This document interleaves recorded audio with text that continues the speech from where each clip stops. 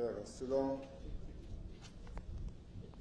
chef d'état-major général des forces armées de Côte d'Ivoire, monsieur le général de brigade Kwaku Nicolas, commandant supérieur,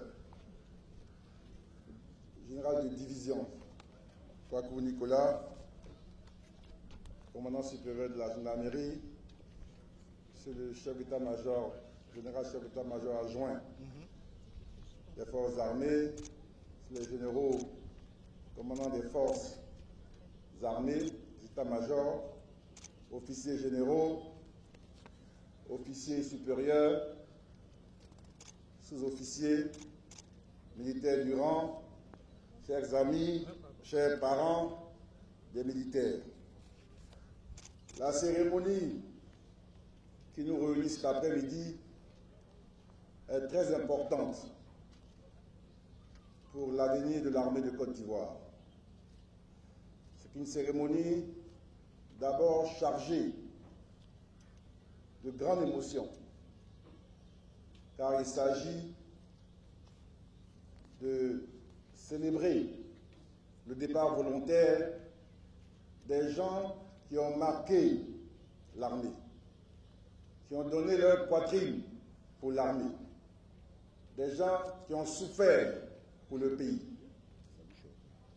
qui avaient un contrat dans le cadre d'une armée de métier et qui avaient encore des années qui pouvaient rester dans l'armée et qui ont choisi, qui ont décidé de prendre leur destin en main pour tenter une autre aventure dans la vie civile. C'est un moment de légitime émotion. Parce que ceux qui s'en vont volontairement ont une histoire grave, profonde et dense avec l'armée. Je ne suis pas militaire, j'aurais aimé l'être, mais je sens qu'entre les militaires, il y a un petit système qui fait qu'il y a un lien de solidarité, une solidarité de corps, un lien spécial entre chaque militaire et l'institution. Donc je sais que ce n'est pas n'importe quelle décision, c'est une décision importante pour ceux qui s'en vont. C'est pourquoi j'ai voulu présider en personne cette cérémonie pour leur apporter tous mes encouragements et toutes mes bénédictions.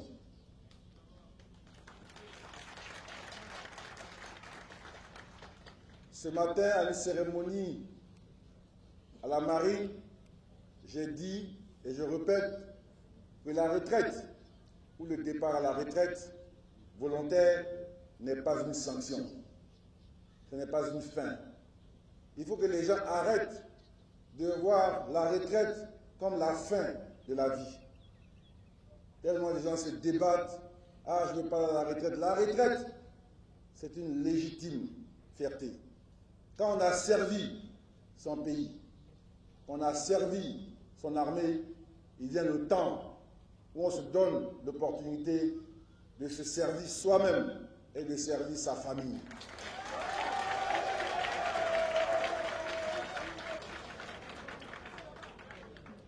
Chacun a son destin dans la vie. Ne voyez pas dans un départ la fin.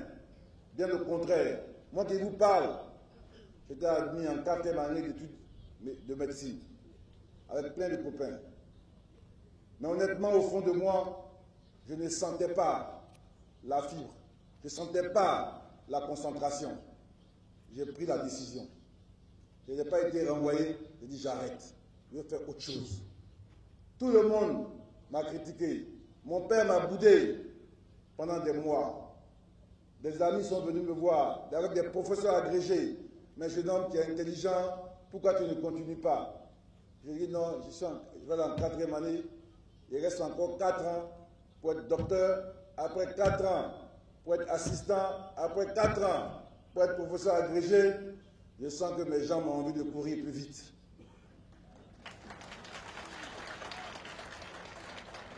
Et j'ai pris cette décision difficile Elle m'a coûté une nuit d'insomnie. Mais j'ai tracé mon destin avec force, avec énergie. Et quand j'ai commencé à travailler, tous mes copains qui étaient arrivés à leur thèse, c'est chez moi, ils venaient chercher un peu de soutien pour financer leur thèse. Comme quoi dans la vie, chacun a son destin, chacun a sa voie. Ne voyez pas dans cette décision un problème. Parce que quand vous-même, vous partez à la retraite, volontairement, ou même parce que vous avez atteint la limite d'âge, et que vous mettez dans votre esprit que c'est fini, alors votre esprit aussi se conditionne et ne vous permet pas d'exploser. Et quand vous vous dites, c'est le début de ma vraie vie, c'est maintenant que je vais me chercher sérieusement, alors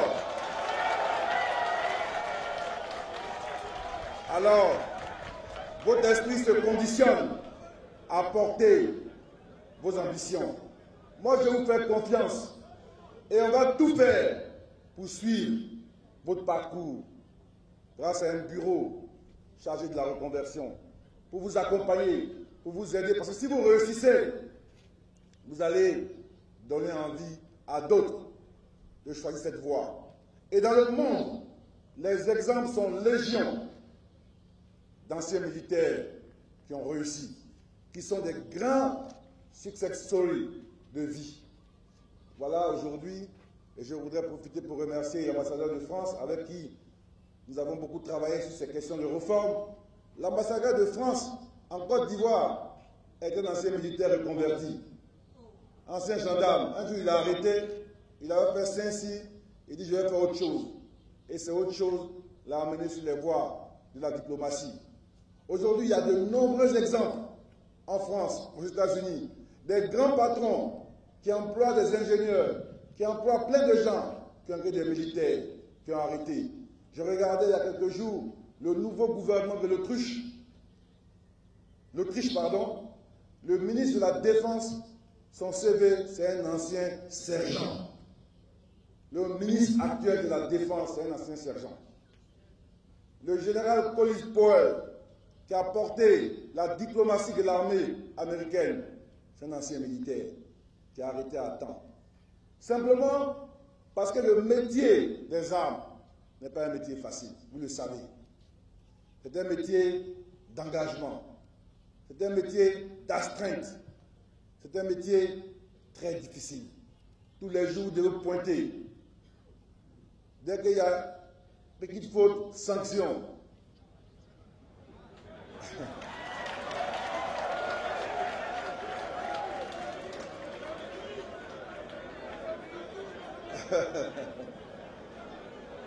C'est un métier qui nécessite de l'endurance. Il faut être endurant. Moi, j'ai essayé un peu quelques kilomètres. Honnêtement, il m'a fallu une semaine pour récupérer mes jambes. Il faut de l'endurance. C'est un métier qui est dangereux. À un moment donné, dans la vie, peut-être à cause de vos potentialités, à cause de ce que votre énergie, vous pouvez dire j'ai donné, je veux essayer autre chose. Ce n'est rien de mauvais. Donc je veux vous dire que ce processus est un processus qui a cours dans toutes les armées modernes. Quelqu'un peut sentir qu'aujourd'hui, il n'a plus l'énergie d'être tous les matins au rassemblement. Il y en a aussi qui sentent qu'ils n'ont plus la force il y a 20 ans, il y a 10 ans. Mais ils ont appris, ils ont acquis dans l'armée des valeurs, des vertus comme la discipline, l'endurance, la précision dans le travail et qui peuvent mettre ça au service de leur projet personnel pour devenir des grands succès. J'espère vous retrouver dans la vie active et que puissiez me dire, ah, monsieur le ministre, aujourd'hui c'est moi qui fais cette activité.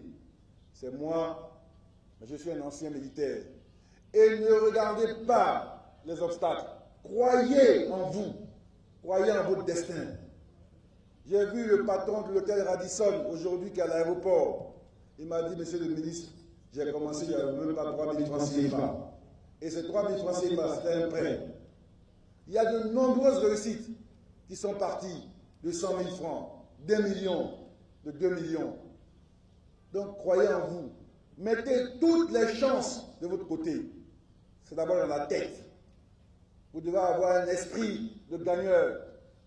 Vous devez avoir un esprit de gens qui se disent, maintenant, ce n'est pas que mon chef est contre moi, mon chef ne m'aime pas, non. Tout est dans ma propre main. Ma vie est dans ma main.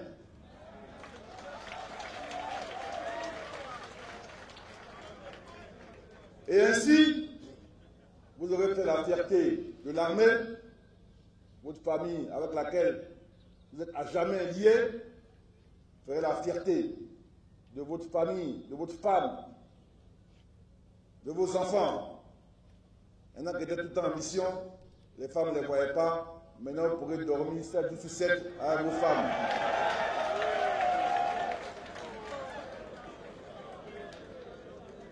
Bon, en même temps, ceux qui avaient des excuses pour ne pas rentrer, pour dire qu'on était de garde, n'auront plus d'excuses.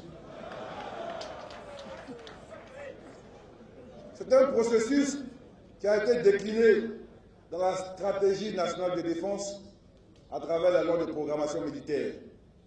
Donc ce n'est pas quelque chose qu'on a inventé, ce n'est pas contre quelqu'un, ce n'est pas ciblé. C'est un processus basé sur le volontariat. Et nous allons le recommencer chaque année. Nous allons faire monter en puissance le bureau de reconversion, comme toutes les armées. Au Burkina, il y en a, au Sénégal, il y en a, en France, il y en a. Que ce soit un phénomène qu'on perpétue. On va faire des périodes de grandes campagnes, voir les retours, et puis au cours de l'année, il y a un bureau où en fonction des opportunités, vous pouvez venir inscrire votre candidature et le comité de validation donnera son avis. En tout cas, moi, je vous adresse toutes mes bénédictions, toutes mes grâces. Je suis un Bakayoko de Séguéla et je suis d'une famille de grands imams. Donc, c'est des bénédictions profondes parce que j'ai envie que vous puissiez réussir. Parce que si vous réussissez, nous allons réussir à reformer et à transformer l'armée. Vous l'avez dit dans votre propos, une des problématiques qu'on a à traiter, c'est la taille de l'armée. Moi, je ne suis pas militaire, mais quand on me confie un travail, j'essaie de le maîtriser, j'essaie de le comprendre. Tout ce que j'ai lu m'a montré que l'armée est bien structurée. De l'équipe au groupe, à la section, à la compagnie, au bataillon, tout est structuré. C'est comme la cellule de base familiale. Je sais que pour que l'armée soit aux normes, il faut 5, maximum 10% d'officiers. Pour que l'armée soit aux normes, il faut entre 20, 25, maximum 30% de sous-officiers. Et enfin, pour que l'armée soit aux normes, il faut qu'il y ait entre 65 et 70% de militaires du rang pour que l'axe de commandement soit harmonieux. Parce que si les sous-officiers sont plus nombreux que les militaires du rang, on ne sait pas qui va commander qui. Et quand vous avez des problèmes de pyramide, de grade et d'âge qui sont déstructurés, quelle que soit votre volonté, quand il y a un petit quelque chose, cette déstructuration donne l'opportunité de crise et de perte dans l'armée. Vous allez avoir toute la bonne volonté, mais chaque 2, 3 ans, 4 ans, vous allez avoir des problèmes. Parce que vous allez, comme l'a dit le général, le taux d'encadrement ne sera pas bon. Mieux, les moyens que vous avez ne seront pas suffisants pour bien vous occuper de l'ensemble de l'armée. Et vous allez avoir une chaîne de commandement qui sera parasitée.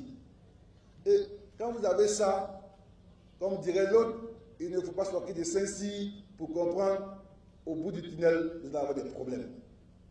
Il vaut mieux avoir une armée de bonne taille, dont on peut bien s'occuper, que d'avoir une grande armée, parce qu'on dit qu'on est nombreux, et puis on s'occupe mal des gens. Et quand on s'occupe mal des militaires, bon, il n'y a pas de problème. Tôt ou tard, il y a des problèmes.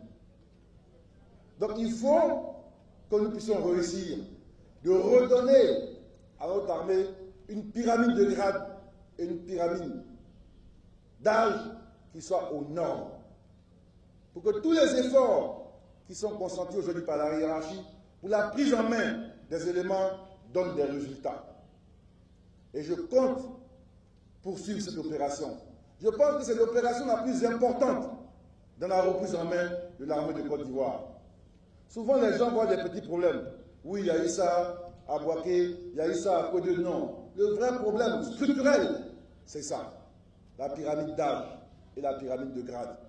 Et ces départs volontaires nous permettent de retrouver une armée aux normes. Et je pense que d'ici à 2020, nous devons être capables, en fonction du nombre de volontaires que nous avons enregistrés, capables d'avoir cette bonne pyramide, aussi de renouveler.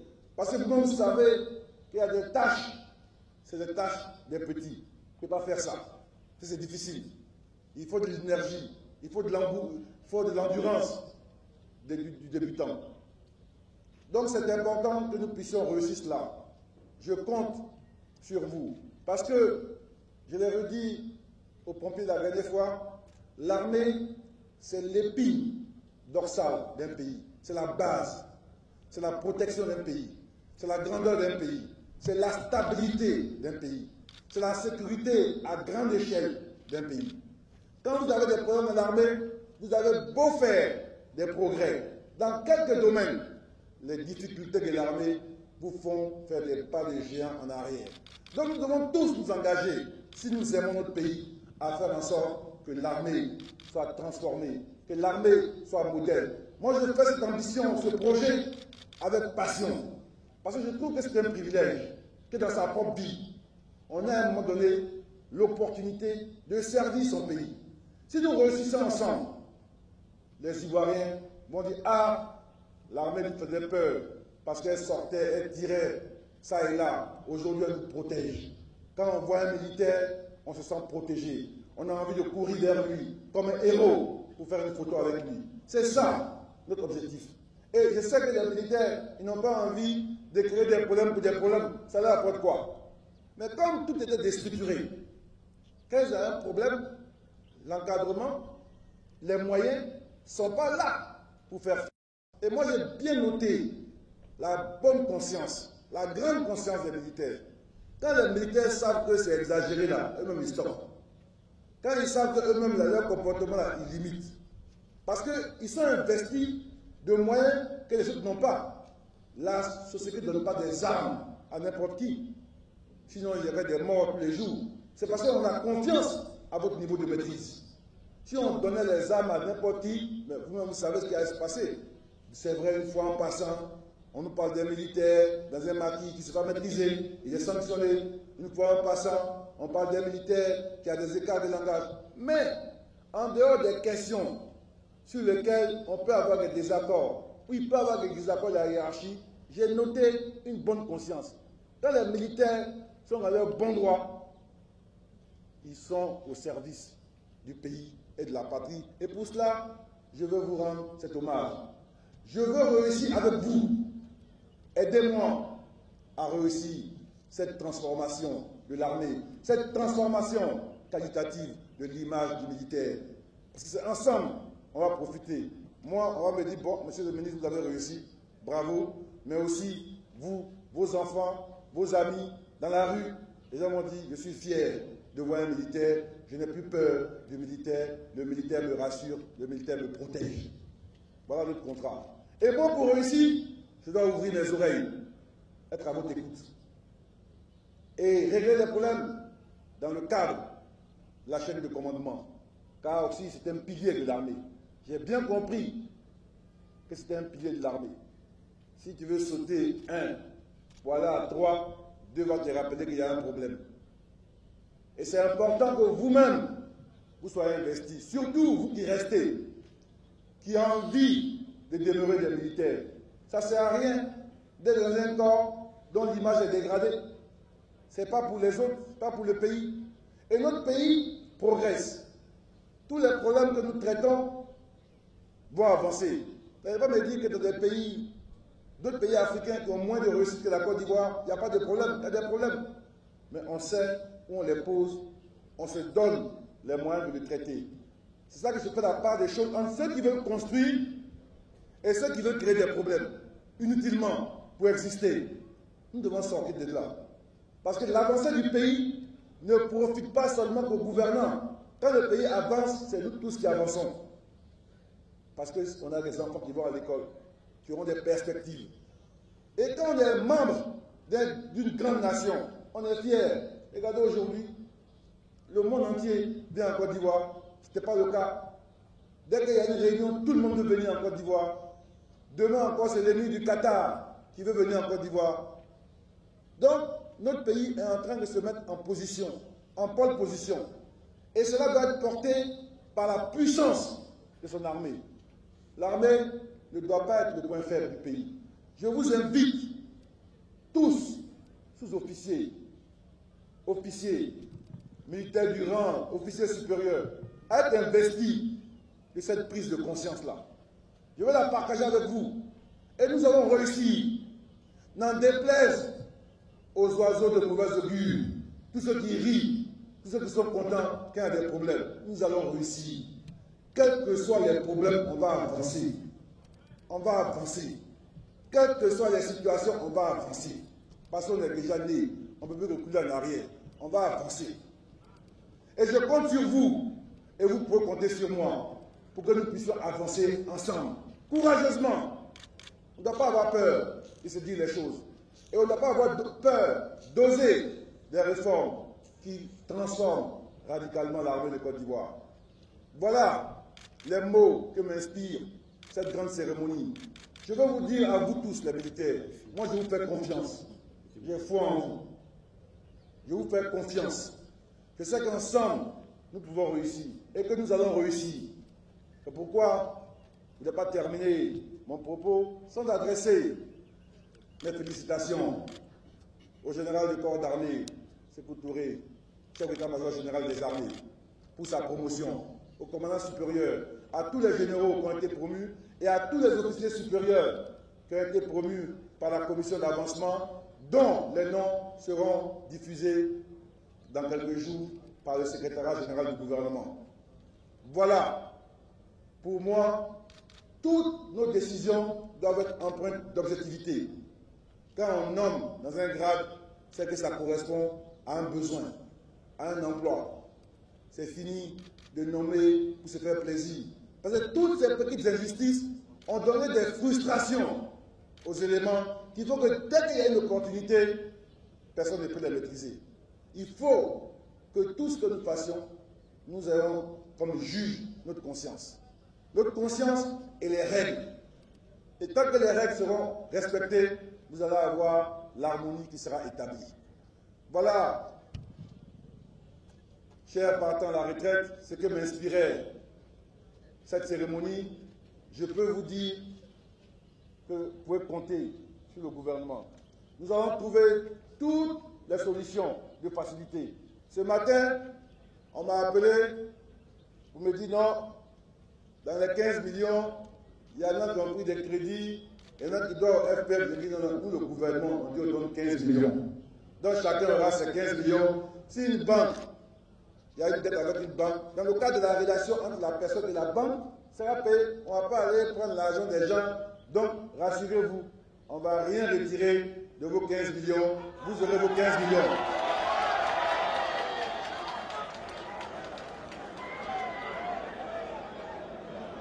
Il y en a qui avaient un crédit et c'était sur 5 ans. La banque va venir prendre tout maintenant. Si la banque prend tout, vous n'allez pas être capable de régler. Donc on va vous donner 15 millions pleins. On ne va pas enlever 5 francs. Si quelqu'un voit qu'on a enlevé quelque chose dessus, il n'a pas appelé.